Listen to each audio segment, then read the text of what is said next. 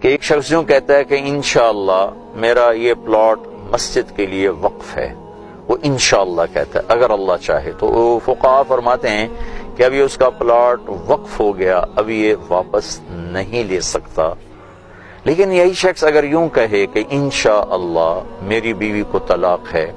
تو فقہاء فرماتے ہیں کہ یہ طلاق نہیں ہوگی، کیونکہ اس نے اس کو مشروط کیا ہے اللہ کی منشا کے ساتھ کہ اگر اللہ چاہے انشاءاللہ تو میری بیوی کو طلاق، اور اللہ ہرگز نہیں چاہتے کہ کوئی شخص اپنی بیوی کو طلاق دے، تو لہٰذا یہ طلاق نہیں ہوگی۔ اللہ کے محبوب صلی اللہ تعالی علیہ وسلم نے ارشاد فرمایا، علی طلاق سے بچنا، جب بے جا بغیر کسی سبب کے طلاق دی جاتی ہے تو اللہ کا عرش کانپ اٹھتا ہے۔ اللہ تعالیٰ اس رشتے کو اللہ تعالیٰ نے بہت خوبصورت بنایا ہے،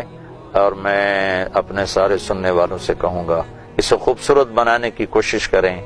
دائیں بائیں رشتوں کی قدر اپنی جگہ پر ہے، لیکن وہ اتنے داخل نہ ہوں کہ میاں بیوی کی زندگی مقدر ہو جائے، خراب ہو جائے،